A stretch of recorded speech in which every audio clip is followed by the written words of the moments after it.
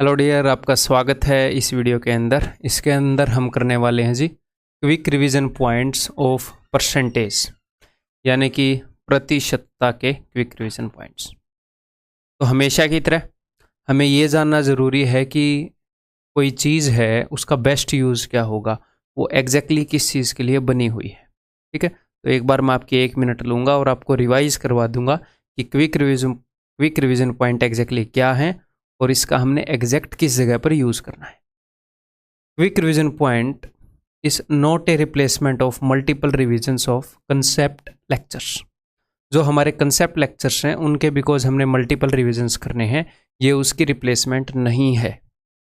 ठीक है, जैसे मैं आपको बोलता हूँ कि मिनिमम आपने कंसेप्ट लेक्चर्स और पीडीएफ को 3 बार करना है, मिनिमम 3 बार करना है अपने कंसेप्ट लेक्चर्स और पीडीएफ को। जब आप पहली बार करेंगे तो बिना स्पीड बढ़ाए मेरे साथ करना है।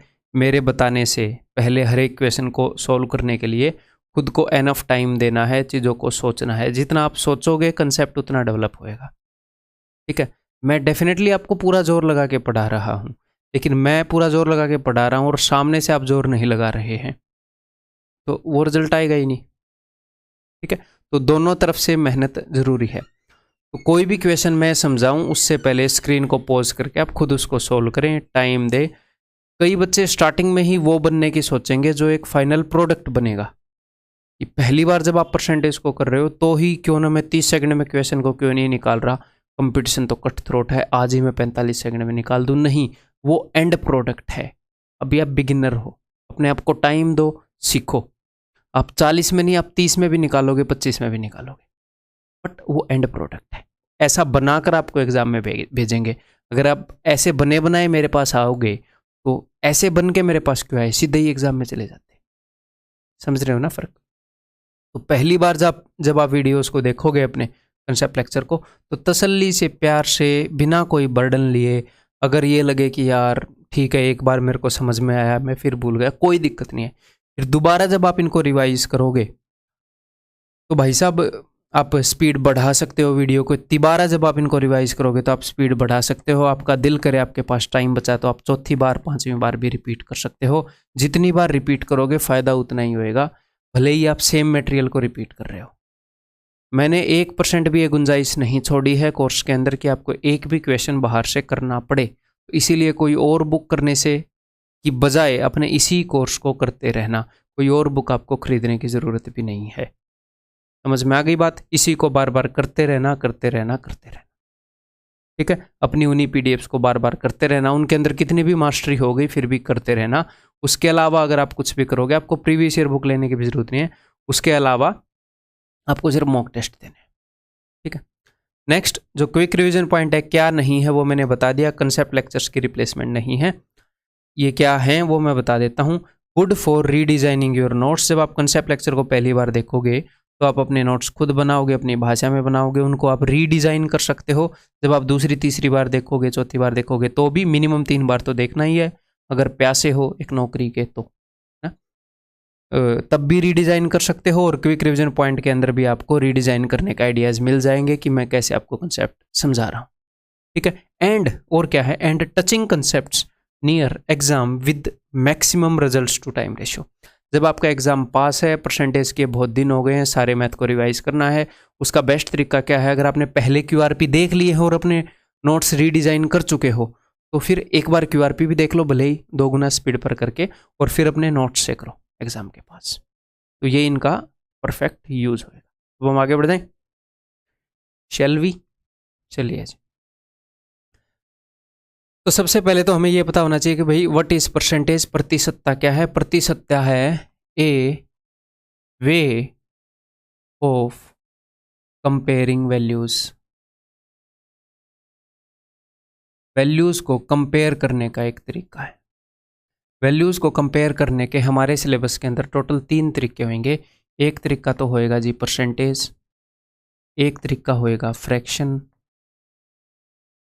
और एक तरीका होएगा रेशियोज। ठीक है, रेशियो की इतनी बेसिक अंडरस्टैंडिंग तो आपको होएगी कि 2 चीज़ों को हम कंपेयर कर सकते हैं। अगर राम और श्याम की सैलरी, या फिर अगर मैं आपको बताऊं कि एक बंदे की सैलरी दूसरे बंदे की सैलरी से डबल है तो हम ये बोल सकते हैं उनकी सैलरीज का रेशियो 1:2 है। तो ये नहीं है कि उसकी सैलरी 1 रुपये है, उसकी सैलरी 2 रुपये है। लोगों को इतना अंडर एस्टिमेट भी नहीं करना चाहिए आपको, ठीक है। अगर एक बंदे की सैलरी डबल है, यानी कि उसकी 1 है तो उसकी 2 है, उसकी 10 है तो उसकी 20 है, उसकी 1 लाख है तो उसकी 2 लाख है, उसकी 1 करोड़ है तो उसकी 2 करोड़ है। तो जस्ट हमें एब्सोल्यूट वैल्यू नहीं मिली, बस हमने उन दोनों को कंपेयर कर लिया। A way of comparison is ratio. ऐसे ही a way of comparison is fraction. मान लो आपके फ्रीज के अंदर केक रखा था और आपने क्या किया, उसका 1/3 खा लिया, उसका तीसरा हिस्सा खा लिया। तो आपके पेरेंट्स पूछेंगे ये भैया केक किसने खा लिया और कितना खा लिया तुमने केक? तो आप बोलोगे 1/3 मैंने खा लिया। यानी कि केक को 3 बराबर हिस्सों में बांट दोगे तो उसमें से 1 हिस्सा मैंने खा लिया। या फिर अगर केक 1 है, पूरे केक को मैं 1 यूनिट मान लूँ टोटल, तो उसका 1/3 आपने खा लिया। तो फ्रैक्शन के अंदर जो टोटल बेस जो हम मानते हैं कि ये टोटल वैल्यू है वो 1 होता है। ऐसे ही परसेंटेज के अंदर जो हम टोटल मानते हैं वो 100 होता है, 100 यूनिट। अगर कोई ये बोल रहा है कि भाई, कोई रेडी वाला ये बोल रहा है मैंने 30% संतरे बेच दिए आज, जितने भी मैं मंडी से लाया था, यानी कि अगर वो 100 लाया था तो 30 बेच दिए। ये नहीं है कि वो 100 ही लाया था, हो सकता है वो 100 के डबल 200 लाया हो तो उसने 60 बेच दिए। इसका यानी कि हर 100 संतरों में से उसने 30 बेच दिए। तो हम कंपेयर कर रहे हैं। सर ऐसे हम क्यों कंपेयर कर रहे हैं, क्या मामला हुआ? ये हम इसलिए कर रहे हैं कि यूनिवर्सली सबने एक्सेप्ट कर लिया कि एक सिस्टम बनाते हैं कंपैरिजन का ताकि इजी हो जाए। तो बेस वैल्यू सबने सेम एक्सेप्ट कर ली, मैथमेटिशियंस ने 100 की। परसेंटेज एक तरीका बना लिया कंपेयर करने का, ठीक है। क्लियर है? परसेंटेज क्या है ये पता लग गया। अब परसेंटेज की सबसे बेसिक चीज़ जो रिक्वायरमेंट है अपने एग्जाम के अंदर, बिकॉज परसेंटेज भी एक तरीका है वैल्यूज़ को कंपेयर करने का, फ्रैक्शन भी एक तरीका है वैल्यूज़ को कंपेयर करने का। फ्रैक्शन की जो चीज़ें हैं वो आउट ऑफ 1 होती हैं, मैंने आपको बताया कि 1 में से कितना, और परसेंटेज में वैल्यू जहाँ से हम कंपेयर करते हैं परसेंट यानी कि पर 100, वो आउट ऑफ 100 होती है। तो परसेंटेज से 100 गुना, सॉरी फ्रैक्शन से 100 गुना हो गया परसेंटेज। यहाँ पर टोटल 1 है, यहाँ पर टोटल 100 है। तो आपको पता होना चाहिए कि अगर कोई बंदा बोल रहा है मैंने आधा केक खा लिया, तो वो बोल रहा है मैंने 50% केक खा लिया। ऐसे हाफ की वैल्यू 50% थोड़ी होती है। फ्रैक्शन में अगर ये है तो परसेंटेज में है, ये आपको पता होना चाहिए, ठीक है। इससे फायदा क्या होगा? इससे ये फायदा होगा कि जब आप ये निकालोगे किसी चीज़ का 50%, आपको निकालना है 50% ऑफ एनीथिंग। मान लो 400, वैसे तो मुझे पता आप डायरेक्टली हाफ कर दोगे, ठीक है। चीज़ों को समझने की कोशिश करो। तो यानी कि 50% निकालना यानी कि हाफ निकालना, तो आप हाफ ऑफ 400 कर लोगे। आपको 50% का तो पता है हाफ, हो सकता है आपको 57 1/7 का ना पता हो पहले, परसेंटेज टॉपिक करने से पहले, इसीलिए ताकि आप वहाँ पर 4/7 से गुणा कर लो। ये इस चीज़ का यूज़ है। तो अगर आपको ये गिवन है और ये निकालना है तो हमें पता है, अगर परसेंटेज गिवन है और फ्रैक्शन निकालना है तो 100 से भाग कर दो, है ना। 50 को 100 से भाग कर दो, देखो आ गया 1/2। क्योंकि फ्रैक्शन तो भैया आउट ऑफ 1 होती है, ये 100 होती है, 100 गुना होती है परसेंटेज। अगर फ्रैक्शन गिवन है, परसेंटेज निकालनी है तो भाई साहब 100 से गुणा कर लो, ये आ गई। क्लियर? एक दूसरे में कन्वर्ट करना आ गया। बाकी अब आपकी टिप्स पर होनी चाहिए ये सारी चीज़ें जो बोर्ड पर लिखी हुई हैं, पहले करवा चुका। ये सारी इंपॉर्टेंट फ्रैक्शन लिखी है। मैं दुनिया जान की फ्रैक्शन लिख सकता था, कीबोर्ड पर थोड़ी सी उंगलियां और मारता, लेकिन मैं रिलेवेंट लिखना चाह रहा हूँ जो आपके एग्जाम में आएंगी, ठीक है। तो 1/3 33, 1/3 इसको आप ऐसे भी पाओगे 33.33। वैसे जनरली 1/3 ऐसे होएगा 33.3333 ऐसे, लेकिन अपने एग्जाम में इसको 33.33% ऐसे लिख देते हैं। तो 33.33 और ऐसे ही बोल के मैंने आपको पहले करवाया होगा, तो वो ऐसे भी पूछता है तो उसका मतलब भी 1/3 ही होता है। क्लियर है? तो 2/3 मतलब इसका डबल 66 2/3। ये सारी आपको कैसे याद करनी है मैं आपको बता चुका हूँ, है ना।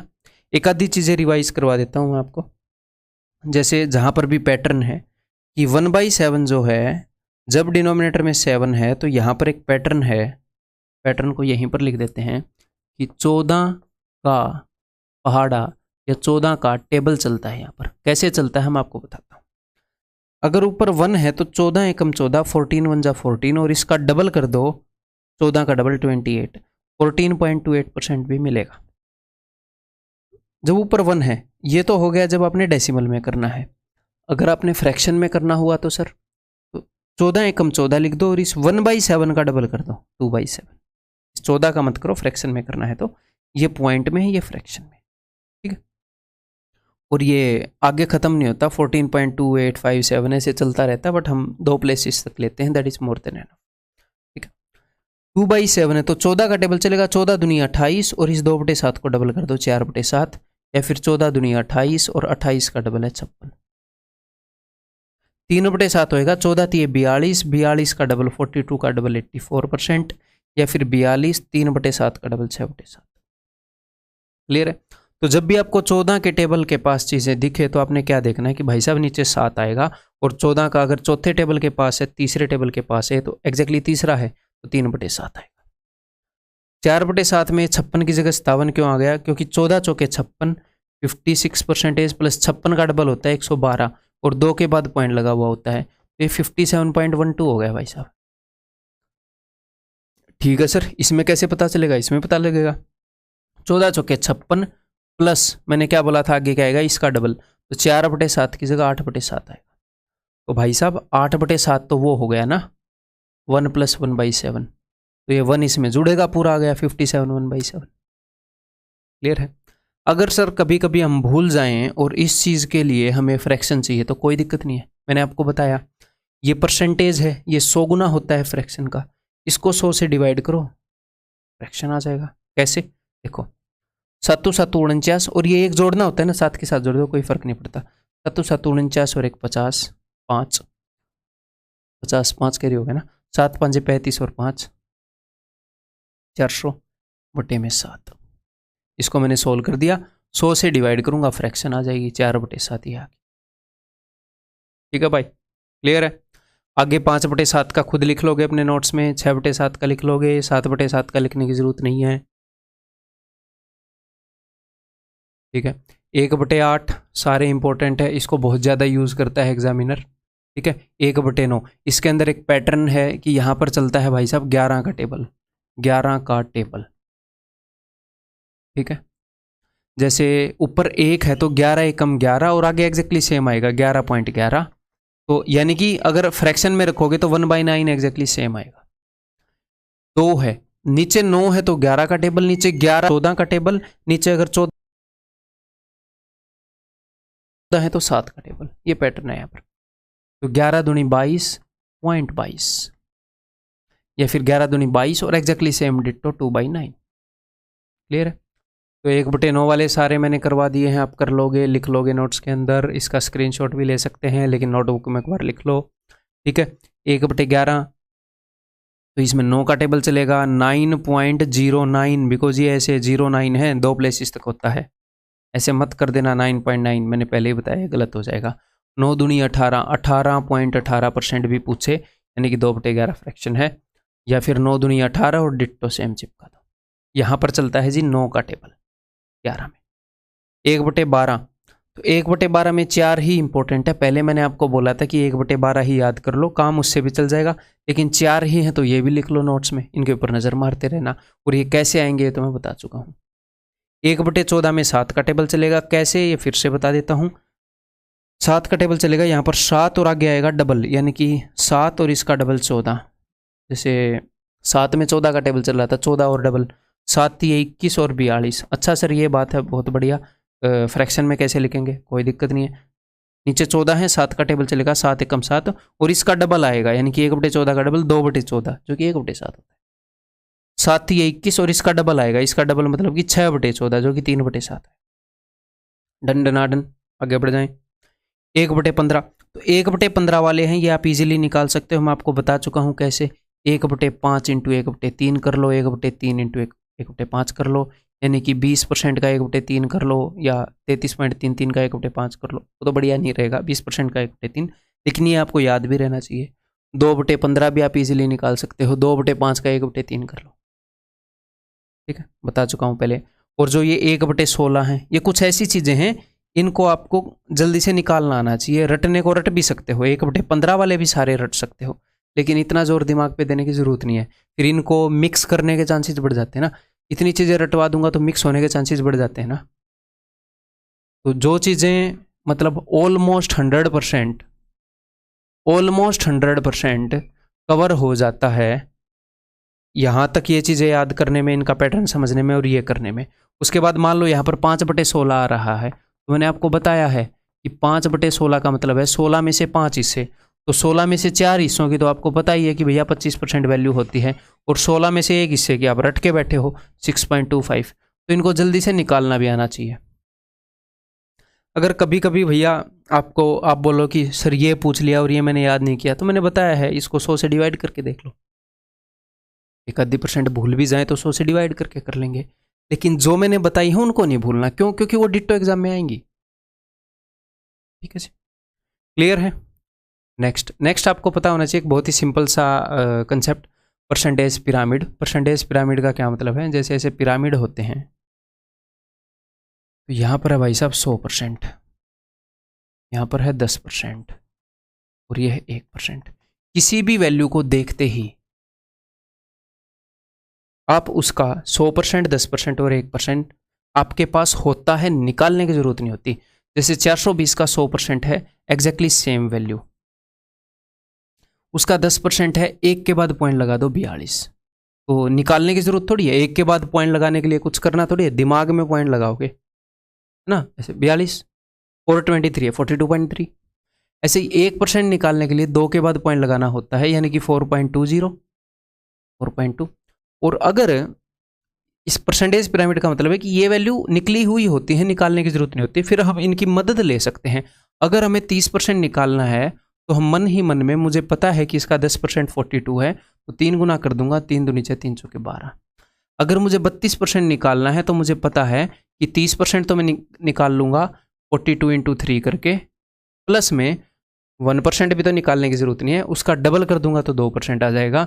2 दूनी 4, 2 चौके 8, ऐसे। तो ये भी पता होना चाहिए। क्लियर है। ऐसे ही अगर मुझे हाफ निकालना है, 0.5% भी आ सकता है इससे, 1% का आधा कर दो है, 0.2% भी आ सकता है। अच्छा, 0.5 इसका आधा। आप अगर और ऊपर जाओगे, आप अगर 3 के बाद पॉइंट लगा दोगे तो आप 0.1% निकाल लोगे 3 के बाद, यानी कि 0.42। 2 के बाद में 1 निकल रहा है, एक और के बाद लगा दोगे तो एक और पॉइंट लग गया 0.1%। क्लियर है। अगर आपको 0.01% निकालना है तो 4 के बाद पॉइंट लगा दो, ऐसे बढ़ते रहो, कोई लिमिट ही नहीं है। ठीक है। तो ऐसे ही अगर आपको 0.2% निकालना है तो 0.1% का डबल कर दो। 10% आपके पास पड़ा हुआ है तो 5%, इसका आधा कर दो 5% आ गया। 100% का आधा कर दो 50% आ गया। तो परसेंटेज पिरामिड की वैल्यूज आपको निकालनी नहीं होती, निकली पड़ी होती हैं। उनसे काफ़ी इंपॉर्टेंट वैल्यूज हम निकाल सकते हैं, जिनसे हम कई बार परसेंटेज कैलकुलेशन फास्ट कर सकते हैं।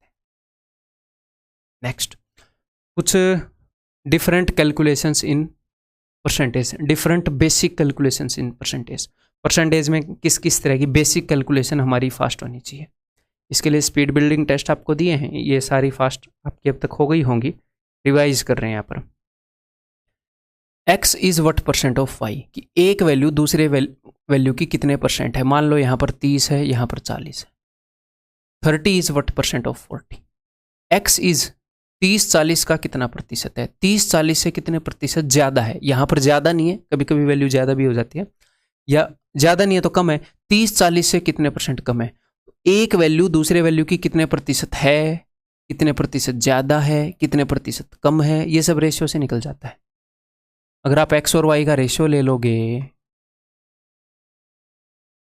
हैं तो 3-4 का कितने परसेंट है, तो बताओ 3-4 का कितने परसेंट। आपको पता है 3/4 75% होता है। 3-4 से कितने परसेंट कम है, तो भाई साहब 1 कम है 4 से, है ना। 1 कम है 4 से, 25% कम है। या फिर 4 3 से कितने परसेंट ज़्यादा है, 1 ज़्यादा है 3 से, यानी कि 33.33% ज़्यादा है। तो दो वैल्यूज़ की अगर आप परसेंटेज में कंपैरिजन करोगे तो परसेंटेज भी कंपैरिजन का तरीका है, रेशियो भी कंपैरिजन का तरीका है। फ्रैक्शन टू परसेंटेज हमने याद रखें। देख रहे हो कंपैरिजन के सारे तरीके कैसे यूज़ हो रहे हैं, आपको पता भी नहीं है कि यूज़ हो रहे हैं। तो दो वैल्यूज़ को अगर हम कंपेयर कर रहे हैं परसेंटेज में किसी भी तरीके से, कितने परसेंट ज़्यादा है कम है, उनका रेशियो निकाल लो, आप सब कुछ बता दोगे उनके बारे में। एब्सोल्यूट वैल्यू की ज़रूरत ही नहीं है। नेक्स्ट, अगर अब हमें क्या निकालना आना चाहिए, एक वैल्यू का, कोई भी वैल्यू है, मान लो हमारे पास 420 ही मान लेते हैं, इसका मुझे 30% निकालना आना चाहिए, 30% ऑफ आई। इससे 30% ज़्यादा निकालना आना चाहिए, इससे 30% कम निकालना आना चाहिए। तो अगर मैं इसका 30% निकालूंगा तो इसका मतलब क्या है, डायरेक्टली इसका 30% कैसे भी निकाल लो भाई। बिल्कुल बेसिक तो मैं नहीं समझाऊंगा, QRP है, नहीं तो फिर ये QRP कंसेप्ट लेक्चर जितने लंबे हो जाएंगे। 30% मोर का मतलब होता है किसी भी वैल्यू से कि उस चीज का 100% प्लस 30% और। ये बेसिक अंडरस्टैंडिंग, यही बस मैं आपको रिवाइज करवा रहा हूँ। 30% लेस का मतलब है कि उस चीज का 100% जो है उससे 30% कम, यानी कि उसका 70% निकालना है। ठीक है, इसको निकालने के कई तरीके हैं।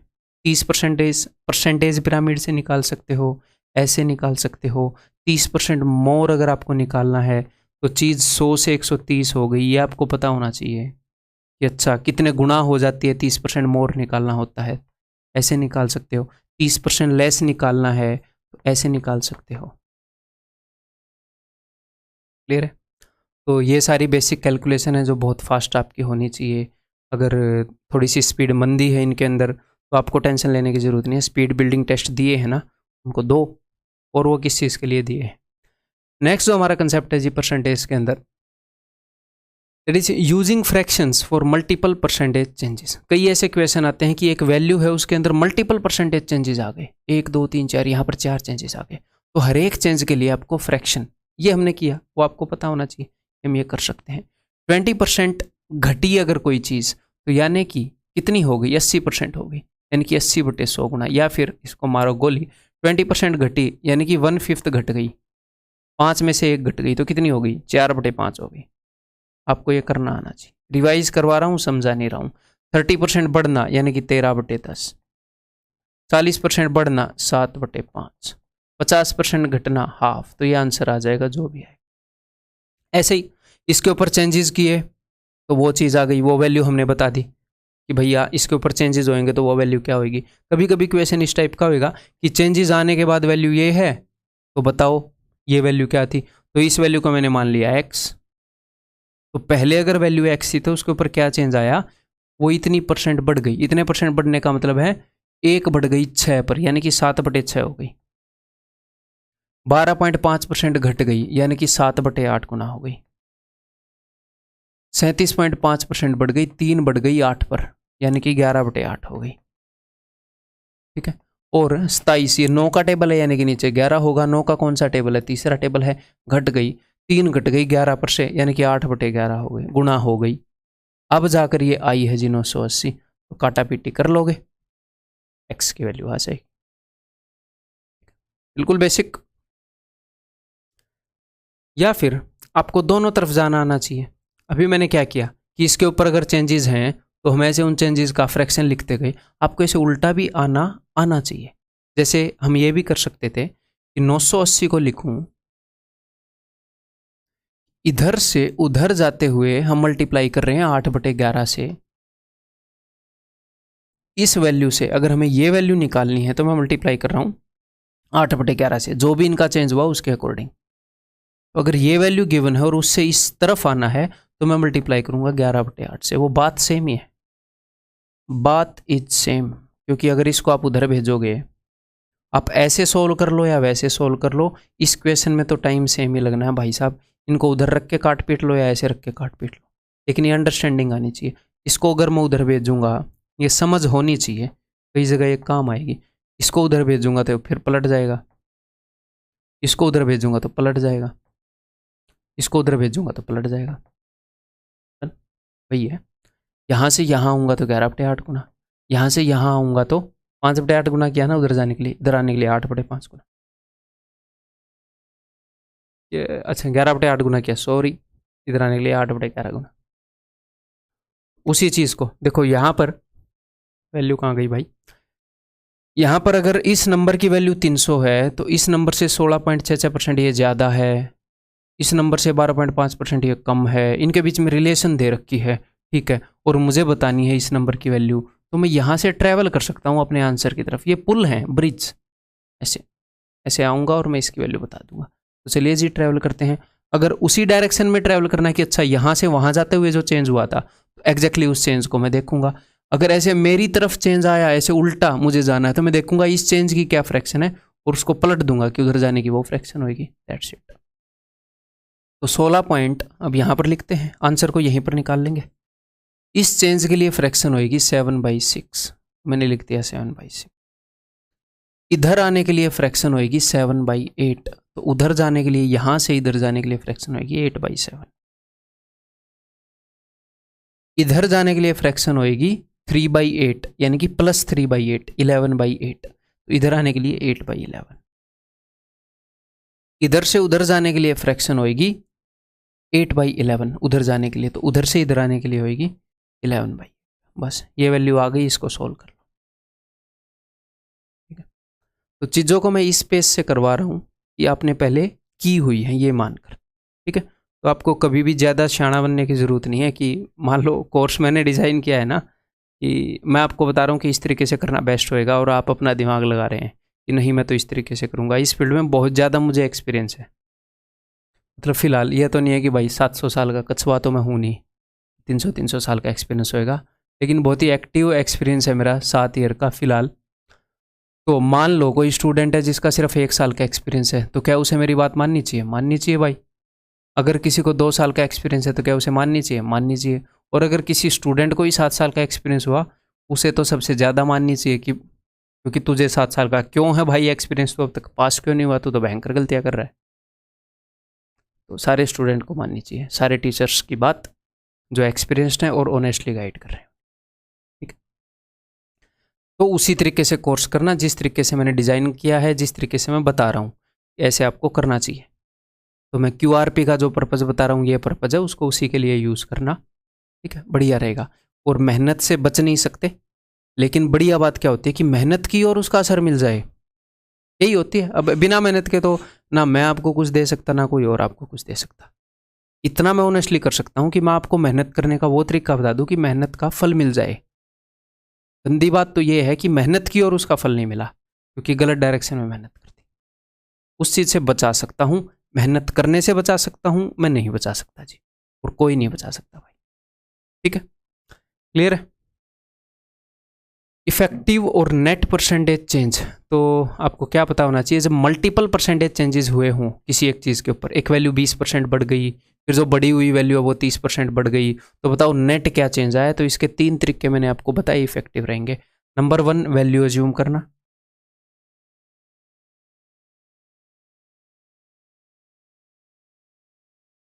कि मैं मान लूँ कि पहले जो वैल्यू थी वो 100 थी और उसके ऊपर मैं ये चेंजेस लाता रहूँ, फिर 20% बढ़ी तो 120 हो गई, मैंने 20% बढ़ाया, 100 का 20% 20 है, इसीलिए 100 माना। फिर उसके बाद 30% बढ़ाया इसका, तो 100 अब इस 120 का 30% कितना हो जाएगा, 10%, 12, 12, 13, 36, 36, तो 156 हो गई। तो पहले से कितने परसेंट बढ़ गई चीज़, पहले से 56 बढ़ गई, और 100 के ऊपर जितनी भी बढ़ी उतना ही परसेंटेज चेंज होता है, तो 56% बढ़ गई। तो वैल्यू अज्यूम करने वाला तरीका। दूसरा तरीका है मेरे भाई, यहाँ पर हम फॉर्मूले वाला कर लेते हैं, फॉर्मूला। ठीक है, अगर अपने पास 2 परसेंटेज चेंजेस हैं, जैसे A% और B%, तो नेट परसेंटेज चेंज हो जाएगा, या फिर मैं प्लस ना करूँ इनको, A% चेंज, B% चेंज, तो नेट परसेंटेज चेंज मैंने आपको बताया A + B + A × B/100। अगर ये A% प्लस में है, अगर मान लो 10% कोई चीज़ बढ़ी है तो यहाँ पर +10 यूज़ हो जाएगा, कोई चीज़ 20% घटी है तो -20 यूज़ हो जाएगा। ओवरऑल आंसर प्लस में आया तो ओवरऑल चीज़ बढ़ी है, नेगेटिव आया तो ओवरऑल उतने % घट गई। ठीक है, अगर इसके ऊपर यूज़ करें तो 20 + 30 + 20 × 30/100, यानी कि 56%। ठीक है, तीसरा तरीका है अपना मल्टीप्लाइंग फैक्टर को यूज़ करना, कि कोई चीज़ कुछ भी % बढ़ती है तो वो कितने न कितने गुना होती है, वो कुछ ना कुछ गुना होती है ना। कोई चीज़ 10% बढ़ेगी तो वो कुछ ना कुछ गुना तो हुई होगी। अगर आपकी सैलरी 100% बढ़ जाए तो 2 गुना हो गई, तो 10% बढ़े तो भी कुछ ना कुछ गुना होगी, उसको यूज़ करना। कोई भी चीज़ 20% बढ़ती है तो वो हो गई 1.2 टाइम्स, जब 30% बढ़ती है तो वो हो गई 1.3 टाइम्स, तो नेट चीज़ हो गई 1.56 टाइम्स। तो यानी कि 100 से 156 हो गई। अच्छा, इतने गुना हो गई, यानी कि 56% बढ़ गई। या फिर यहीं पर आप, ये तो मैंने डेसिमल वैल्यू यूज़ कर ली, मल्टीप्लाइंग फैक्टर, इसी की फ्रैक्शन वैल्यू यूज़ कर लो। 20% बढ़ने का मतलब है 6/5, बात सेम है। 30% बढ़ने का मतलब है 13/10। करो इनको कैलकुलेट। 13 छिके 78 और 10 पाँचे 50। 50 से 78 हो गई भाई, कितना बढ़ गया? ये बढ़ गया भाई 28 पर 28। परसेंटेज तो होती है 100 पर, कितना बढ़ा? तो अगर 50 पर 28 का इंक्रीमेंट आ रहा है तो 50 का डबल 100 पर 28 का डबल 56 का इंक्रीमेंट आएगा। 56% बढ़ गई। तीनों तरीके क्लियर है। किसी भी टाइप का परसेंटेज चेंज हो ऐसे सक्सेसिव तीनों लगेंगे, लेकिन कौन से क्वेश्चन में कौन सा बेस्ट होएगा ये तो हमें प्रैक्टिस से पता लग जाता है, कंसेप्ट लेक्चर में बताया है। ठीक है भाई, जैसे यहाँ पर एक और कर लें इसी टाइप का। हाँ, तीनों मेथड लगाऊंगा। सबसे पहला वाला मेथड मान लो वैल्यू अज्यूम। सर अगर फ्रैक्शन में है तो वैल्यू अज्यूम वाला कैसा लगेगा? फॉर्मूला भी बता दूंगा। ठीक है, वैसे फॉर्मूला वाला यहाँ पर इफेक्टिव नहीं रहेगा तो चलो रहने दो, अदरवाइज चलो एक बार बता तो दूंगा ही। ठीक है, और तीसरा हमने क्या किया, फ्रैक्शन वाला मल्टीप्लाइंग फैक्टर वाला वो बेस्ट रहेगा।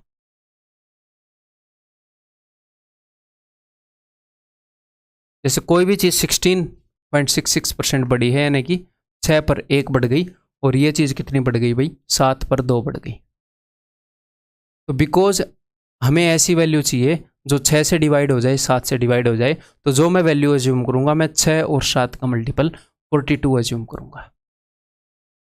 तो जब भी फ्रैक्शन में आए और आपको वैल्यू अज्यूम करने का दिल कर रहा है या क्वेश्चन डिमांड करवा रहा है वैल्यू अज्यूम करने में कि वैसे ईजी होएगा, कोई वैल्यू मिल जाती है जिसको मैं अज्यूम कर पाता, तो इनका मल्टीपल हम अज्यूम कर लेंगे। तो भाई 6 पर 1 बढ़ना, यानी कि इससे 1/6 बढ़ना, तो इसका 1/6 कितना है? 7, तो वैल्यू 49 हो गई। अब उसके बाद 2/7 बढ़ना, तो वो हो जाएगा 14, तो वैल्यू कितनी हो जाएगी भाई?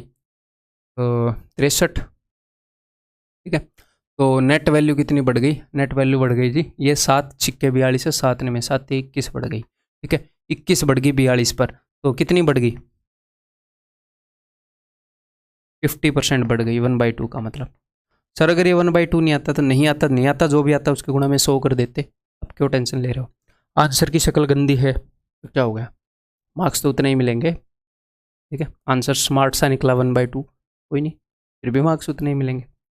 नेक्स्ट है जी फॉर्मूले के अंदर हम क्या करते हैं? a plus B plus A into B, because ये मैं यूज़ नहीं करता तो एक बार अभी इसके लिए मैं फॉर्मूला डिराइव कर लूँ एक बार मन ही मन में। ठीक है, तो हम इस फॉर्मूले के अंदर फ्रैक्शंस यूज़ कर सकते हैं।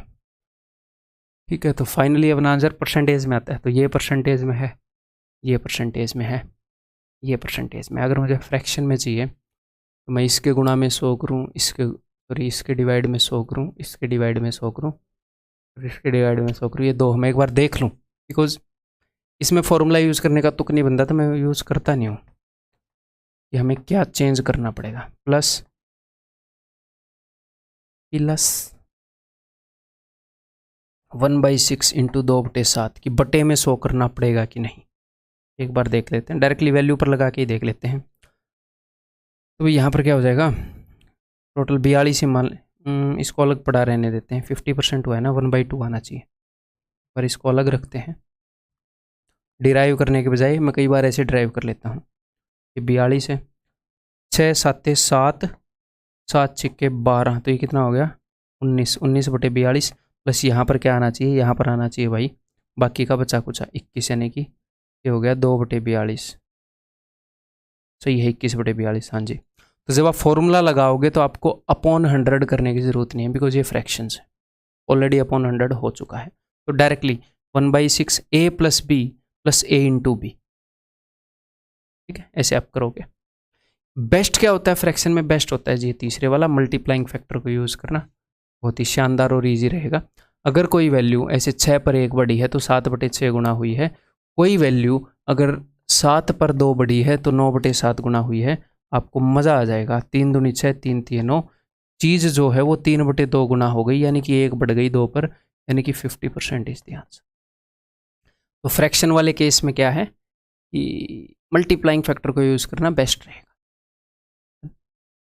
नेक्स्ट, अगर सर मल्टीपल चेंजेस आ जाएं, 2 से ज़्यादा चेंजेस हो जाएं तो कोई दिक्कत नहीं है भाई। मान लो 3 चेंजेस आ गए, 4 चेंजेस आ गए, तो मल्टीप्लाइंग फैक्टर वाला चाहे 10 चेंजेस आ जाएं वो तो लग ही जाएगा मल्टीप्लाइंग फैक्टर वाला, कि चीज़ 20% बढ़ी, यानी कि 6/5 हुई, 6/5 हुई, 6/5 हुई। अब कर ही लोगे नेट कितना चेंज आया। फॉर्मूला जस्ट बता देता हूँ, 2 के ऊपर फॉर्मूला लगाओ और उसके बाद 2 के ऊपर फॉर्मूला लगाओ। मेरे को ये याद है कि 3/20 से 72.8 होता है, ठीक है। कैसे याद है, क्योंकि बता ही देता हूँ। 12/10 और 3 चेंजेस हुए हैं, तो इसका क्यूब 1728 बटे में ये है ना। 12 का क्यूब तो आपको याद करने के लिए बोला ही है, तो 100 से 172.8, 72.8, 1728 में 1 को हटा के मैं 72.8 कर देता हूँ, ठीक है। क्लियर है। या फिर आप फॉर्मूला आगे आपको इंटरेस्ट के अंदर बताऊंगा, 3 को कंबाइन करने का फॉर्मूला, ठीक है। नेक्स्ट आपको ये बात पता होनी चाहिए कि भाई net percentage change of successive changes of A% positive and A% negative is this, कि अगर मैं किसी चीज़ को A% बढ़ा दूं और उसके बाद A% घटा दूं, तो जो नेट चेंज आएगा वो नेट ओवरऑल वो चीज़ घटेगी ही, और वो A²/100% घटेगी। सेम परसेंट बढ़ा दूँ, सेम परसेंट घटा दूँ, तो ओवरऑल घाटा ही होगा A²/100% का, यानी कि नेट ये चेंज होएगा। माइनस शो कर रहा है कि चीज़ घटी है। तो अगर 2 चेंजेस हैं, प्लस A% का और एक है माइनस A% का सक्सेसिव, पहले चाहे माइनस वाला हो जाए या प्लस वाला हो जाए, सक्सेसिव में फ़र्क नहीं पड़ता ना, ठीक है। तो ओवरऑल ये चेंज आएगा, उनका ओवरऑल जो इम्पैक्ट होएगा वो ये होगा, पता होना चाहिए। नेक्स्ट, इतनी लंबी हो गई है वीडियो, 30 मिनट हो गई, बट ठीक है, तसल्ली से करवा देते हैं। इतनी भी लंबी हो, देखो जिसको मेहनत करनी है, जिसको पढ़ना है वो देखेगा। मेरे को मेहनत करनी है आप लोगों के ऊपर, मैं मेहनत कर रहा हूँ, ठीक है। और आपको अगर सीरियसली जॉब चाहिए तो आप मेहनत करोगे, हैं 10 मिनट एक्स्ट्रा भी मेहनत करोगे, जितनी मैं बताऊँगा उतनी मेहनत करोगे, और वही रिजल्ट देगी। ओवरऑल रिजल्ट के लिए पढ़ रहे हैं, सिर्फ इस नाम के लिए पढ़ रहे हैं कि हमारा लड़का तैयारी कर रहा है, इस नाम के लिए तो नहीं पढ़ रहे हो। और कई बच्चे इस नाम के लिए इसलिए पढ़ते हैं कि हमारा लड़का तैयारी कर रहा है, क्योंकि उनको विश्वास ही नहीं होता कि मैं क्लियर कर पाऊँगा। तो मेरे भाई मेरी एक बात मानो, खुद पर विश्वास करो, आप कर सकते हो। बस हो सकता है आपने अपनी स्कूलिंग में अगर पाप किए हैं, बहुत स्लो रहे हो, वहाँ पर कुकर्म किए हैं, तो उनका नतीजा डेफिनेटली भुगतोगे। तैयारी करने में टाइम ज़्यादा लग जाएगा, बस ये टाइम की बात है। कोई कितने टाइम में क्रैक कर सकता है, कोई कितने टाइम में क्रैक कर सकता है, ठीक है। दोनों तरह के लोग हैं, 2 साल में क्रैक करने वाले, 3 साल में क्रैक करने वाले भी होंगे, क्योंकि उनकी कैपेबिलिटी फ़िलहाल इतनी है। ऐसे भी हैं 4 महीने में कर देंगे, ठीक है। मैंने कैट को 4.5 महीने के दौरान में कवर कर दिया था, बढ़िया परसेंटाइल आ गई, ठीक। और इसीलिए आज पढ़ा रहा हूँ, क्योंकि अपने टैलेंट और इस फील्ड में टैलेंट है तो उसी में स्किल सेट डेवलप किया, ठीक है। जिस चीज़ में हम अच्छे हैं तो वही अगर लोगों को देंगे तो उनको अच्छा लगेगा, और मुझे भी अच्छा लगेगा, क्योंकि उस फील्ड में मैं हूँ। देखो, A=B/C टाइप 1 क्वेश्चंस, तो कुछ इस तरह के क्वेश्चन आते हैं जब 2 वैल्यूज़ का प्रोडक्ट एक तीसरी वैल्यू के बराबर होता है। जैसे रेक्टेंगल के अंदर मानो कि area = length into breadth. Examiner इसके अंदर चेंज बताता है, इसके अंदर चेंज बताता है, और बोलता है इसके अंदर कितना चेंज हुआ। मान लो लेंथ 10% बढ़ा दी और ब्रेड्थ 20% बढ़ा दी, तो एक सेंटेंस में बता दूंगा कि अगर एक वैल्यू बराबर है बाकी 2 या 3 वैल्यूज़ के प्रोडक्ट के, तो इनके अंदर जो भी चेंज होता है वो इसके ऊपर सक्सेसिव चेंज करता है। तो जो हमने सक्सेसिव चेंज वाला पीछे किया वो सारे मेथड लग जाएंगे। अगर एक वैल्यू बाकी कुछ वैल्यूज़ के प्रोडक्ट के बराबर है और आप इनके अंदर कुछ चेंजेस कर रहे हो, इनके अंदर जो चेंजेस हो रहे हैं वो सक्सेसिवली इसके ऊपर हो रहे हैं, सेम इम्पैक्ट करते हैं। अगर B को 10% बढ़ा दूं, C को 20% बढ़ा दूं, D को 30% बढ़ा दूं, या मैं ये करूं A को पहले 10 बढ़ाऊं, फिर 20 बढ़ाऊं, फिर 30 बढ़ाऊं, 10, 20, 30% चेंज करूं A को, ऐसे बढ़ा कर आगे पीछे कैसे भी करूं, सेम ही इम्पैक्ट है। तो सक्सेसिव वाला सारा लग जाएगा यहाँ पर। तीनों तरीका, वैल्यू एज्यूम कर लो, मल्टीप्लाइंग फैक्टर से कर लो, और भाई फॉर्मूले से कर लो। क्वेश्चन किस तरह के आते हैं, इस तरह के आते हैं। The length of a rectangle is increase by 30%, area = length into breadth, इन दोनों के अंदर चेंज बताया। और ये क्वेश्चन सिर्फ बेसिक ले रहा हूँ यहाँ पर QRP में, ये तो बहुत ईजी है, ये लोग यहाँ पर भी ये बोलने लग जाए QRP है ये, ठीक है। तो इस तरह के क्वेश्चन आएंगे, वो तीनों तरीके लगाओगे आपको आंसर मिल जाएगा। डन। नेक्स्ट, इसमें टाइप 2 जो क्वेश्चन आते हैं कि एक वैल्यू जो है वो बाकी 2 या 3 वैल्यूज़ के प्रोडक्ट के बराबर है। तो अब की बार एग्जामिनर ने पिछले क्वेश्चन में क्या किया था, इसके अंदर चेंज बताया, इसके अंदर चेंज बताया, इनके अंदर जो चेंज है मान लो ये चीज़ 2 गुना हुई, ये 3 चीज़ गुना हुई, तो ये 6 गुना हो जाएगी ये वाली चीज़। इनके अंदर जो चीज़ है वो डायरेक्टली इसको इम्पैक्ट करता है। तो अब की बार वो क्या करेगा, अगर मैं आपको ये बता दूं कि इनके अंदर जो भी चेंज आएगा उसको गुणा करके इसका चेंज आएगा, और फिर मैं आपको ये बता दूं कि भाई साहब ये चीज़ तो 2 गुना हो गई, ये चीज़ 4 गुना हो गई, बताओ ये कितने गुना हुई होगी? आप बोलोगे 8 गुना। अगर अब एग्जामिनर ये करेगा कि अच्छा ये चीज़ 10 गुना हो गई और ये चीज़ 5 गुना हो गई, बताओ ये कितने गुना होगी? तो सिंपल बात है, 5 दूनी 10, इसका मतलब ये 2 गुना हुई होगी, यही है। तो पहले इन 2 के अंदर चेंज बता के नेट चेंज पूछ रहा था, अब नेट चेंज भी बता देगा, किसी एक के अंदर चेंज भी बता देगा। इसके चेंज को घटा देना इसके चेंज से, 10 को अगर 5 से घटाऊंगा तो ही वो आएगा ना। तो इसी में एक तरह का क्वेश्चन क्या है कि वो एरिया को कांस्टेंट रख देगा। उसने बोला कि भैया लेंथ जो है वो 10% बढ़ गई, एरिया सेम है। तो एरिया सेम होने का क्या मतलब है कि वो अभी भी खुद का 1 गुना ही है, पहले जितना था उसको 1 गुना करूंगा उतना ही है, मतलब कि उसके अंदर कोई चेंज नहीं आया। तो लेंथ हो गई 11/10 गुना। तो अब मैं 11/10 को किस चीज़ से गुना करूँ कि 1 आए? इसके उल्टा 10/11 से करना पड़ेगा, तो ब्रेड्थ होएगी 10/11। अगर नेट चीज़ को कांस्टेंट रखना है तो एक चीज़ जितने गुना होगी दूसरी उसका उल्टे गुना। ठीक है, डिटेल में तो हमने क्वेश्चन की यही है। तो इस तरह का कुछ क्वेश्चन होगा, सिर्फ QRP है, क्वेश्चन सोल्व करना भी मकसद नहीं है यहाँ पे। ठीक है, नेक्स्ट। तो यहाँ पर उसने कांस्टेंट रखवा दिया एरिया को। अगर लंबाई 20% बढ़ी है यानी कि 6/5 हुई है, तो ब्रेड्थ 5/6 होगी, यानी कि 1 घटेगी कितने पर? 5 पर। 1/6 घटेगी, यानी कि सॉरी 1 घटेगी 6 पर, 1/6 घटेगी 16.66। लेकिन यहाँ पर कभी कभी वो एरिया को कांस्टेंट नहीं रखता। यहाँ पर उसने बताया है the price of an article increase by 40%, by how much percent much its consumption भी decrease so that the expenditure increases. जो एक्सपेंडिचर होता है वो किसके बराबर होता है? आप किसी चीज़ के ऊपर जो खर्चा करते हैं वो किसके बराबर होता है? कि भैया उस चीज़ का रेट कितना है और आप कितनी वो चीज़ ठूस रहे हैं, कितनी वो चीज़ खा रहे हैं। तो इन दोनों का प्रोडक्ट तीसरे के बराबर है। अब की बार एग्जामिनर ने क्या किया? अब की बार एग्जामिनर ने बताया कि भैया एक्सपेंडिचर जो है 20% बढ़ गया है, तो कितना हो गया? 6/5 गुना। और प्राइस बढ़ गया 40%, यानी कि प्राइस कितना हो गया? 7/5 गुना, 140/100। तो कंजप्शन बताओ कितनी करोगे? तो भैया इन दोनों की गुणा करके ही तो ये आता है, तो इसको डिवाइड कर दो उससे, उसको 6/7 गुना करना पड़ेगा, यानी कि 1 घटाना पड़ेगा 7 पर। तो ये कितना होता है? 14.28। ऐसे डायरेक्ट बता दोगे। नेक्स्ट क्वेश्चन जो हमने परसेंटेज में किए थे, दैट इज A=B+C टाइप। जब कुछ वैल्यूज़ का सम तीसरी वैल्यू के बराबर हो, जैसे क्लास के अंदर टोटल जो स्ट्रेंथ होती है या किसी स्कूल के अंदर स्ट्रेंथ होती है, that is equal to boys plus girls. Boys into girls तो नहीं होती ना, बॉयज़ प्लस गर्ल्स होती है। क्लियर है? किसी गांव में जो पॉपुलेशन है मेल प्लस फीमेल है, इस टाइप से जब 2 या 2 से ज़्यादा चीज़ों का सम एक तीसरी वैल्यू बनाता हो। ठीक है, तो इस केस में एग्जामिनर किस किस तरह के क्वेश्चन पूछ सकता है? देखिए कि नंबर 1 वो ये बोल सकता है कि बॉयज जो हैं वो कुछ परसेंट बढ़ गए, गर्ल्स भी कुछ परसेंट बढ़ गई। जब सम की बात हो, 2 चीज़ों का सम तीसरी वैल्यू बनाता हो, चाहे 3 वैल्यूज का सम एक चौथी वैल्यू बनाता हो, तो इनके अंदर अगर सेम परसेंटेज का चेंज आया है, यानी कि 10% बढ़ना 10% बढ़ना, 10% घटना 10% घटना, ये नहीं है 10% बढ़ना 10% घटना, वो सेम चेंज नहीं होता। सेम चेंज यानी कि एग्जैक्टली सेम चेंज। तो चाहे कुछ भी हुआ हो इसके अंदर भी वही चेंज आएगा। कभी कभी अगर इनके अंदर अलग अलग चेंज आए कि बॉयज जो है वो 10% बढ़ गए और गर्ल्स जो है वो 20% बढ़ गए, तो हमें भाई साहब बॉयज और गर्ल्स का रेशियो चाहिए, नहीं तो आंसर कैन नॉट से हो जाएगा, तो हम बता नहीं पाएंगे कि भैया बॉयज और गर्ल्स का क्या रेशियो है, और यहाँ पर लग जाएगी वेटेड एवरेज। नेट स्ट्रेंथ में कितना चेंज हुआ? 2 × 10। अगर ये नेगेटिव होता तो यहाँ पर नेगेटिव आ जाता। 3 × 20। 2 पार्ट में 10% का इंक्रीज, 3 पार्ट में 20% का इंक्रीज। ओवरऑल नेट चाहिए तो 3 और 2 5, ओवरऑल ये इंक्रीज हो जाएगा।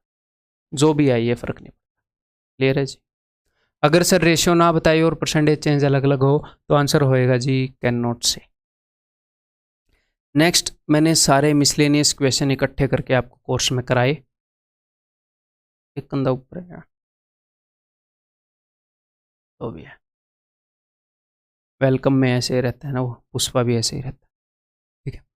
मिसलेनियस कंसेप्ट्स, मिसलेनियस क्वेश्चंस, मैंने मिसलेनियस क्वेश्चंस इकट्ठे करके आपको करवाए लास्ट लेक्चर के अंदर, तो उनके अंदर एक इस तरह के क्वेश्चन मैं आपको करवा देता हूँ, बाकी तो मिक्स ही थे वहाँ पर, ठीक है। तो चलिए जी इसका कंसेप्ट बताते हैं आपको। तो ये जो क्वेश्चन, ये भैया अंगूर सूख गए उनसे किशमिश बना दी, या तरबूज चेरी का वाटर कंटेंट उड़ गया, जो इस टाइप के क्वेश्चन होते हैं, या फिर कोई गिलास के अंदर से पानी उड़ गया, उसके अंदर नमक चीनी की कंसंट्रेशन बढ़ गई। इन सब में एक चीज़ कॉमन होती है क्या, कि भैया इसके एग्जाम्पल से मैं बता देता हूँ कि उसको हम क्या बोलेंगे, पल्प। पल्प कांस्टेंट होता है। अगर आप अंगूरों को सुखाओगे, पल्प का मतलब है गुदा, तो उसके अंदर जो मटेरियल है वो तो फिक्स ही रहेगा ना, पानी उड़ेगा ना, वो गुदा तो नहीं उड़ जाएगा ना।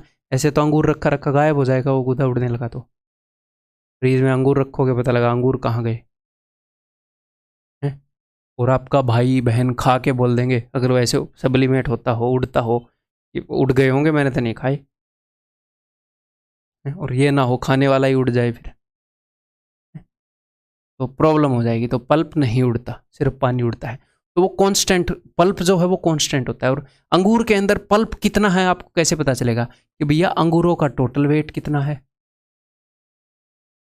और इनटू उस पल्प की परसेंटेज कितनी है। अगर पल्प 10% है तो टोटल वेट का 10% निकालोगे, पल्प अगर 20% है तो टोटल वेट का 20% निकालोगे ना, पल्प ऐसे ही निकलेगा। तो बिकॉज और पल्प कांस्टेंट है, तो इन दोनों चीज़ों का प्रोडक्ट अगर कांस्टेंट है, तो इसके अंदर जो चेंज होएगा, ये 3/4 होगा तो ये 4/3 होगा। इसके अंदर जो भी चेंज होएगा, इसका चेंज इसका रेसिप्रोकल होएगा, यानी कि इसका जो भी रेशियो होएगा इसका रेशियो उल्टा होएगा। तो हमें ये पता होना चाहिए इस तरह के इक्वेशन में जो टोटल वेट है और जो पल्प की जो परसेंटेज है, ये एक दूसरे के उल्टे चलेंगे। जैसे मान लो इक्वेशन के हिसाब से बताता हूँ आपको, या तो वो पल्प परसेंटेज बता देगा दोनों सिचुएशन की, इनिशियल एंड फाइनल की, या टोटल वेट बता देगा, आपको दूसरा पता लग जाएगा। सिंपल बात ये है कि फ्रेश ग्रेप कंटेन 75%, फ्रेश और सूखे हुए ही कर लेते हैं, फ्रेश और dried. Fresh grape contain 75% water, whereas dried grapes contain 25% water. तो उसने वाटर के बारे में बताया है, हम वाटर के बारे में इंटरेस्टेड नहीं है, हम इंटरेस्टेड है पल्प में। तो फ्रेश ग्रेप्स के अंदर पल्प कितना था, 25% फ्रेश के अंदर, और ड्राइड में कितना था, 75%। पानी 25 है तो 75 होएगा। तो यहाँ पर रेशियो अगर 1:3 है तो ये 3:1 होएगा। तो जो टोटल वेट है ना फ्रेश अंगूरों का और ड्राइड अंगूरों का, उसका रेशियो 3:1 है। How many kg of fresh grapes are required to get 20 kg of dried grapes. अगर 20 kg ड्राई ग्रेप्स चाहिए तो भाई साहब इसका 3 गुना 60 kg फ्रेश ग्रेप्स लाने होंगे। बहुत ही सिंपल है। That's all.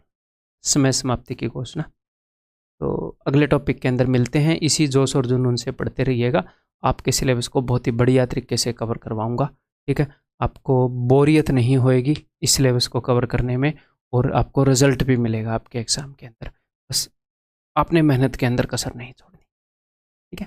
Take care.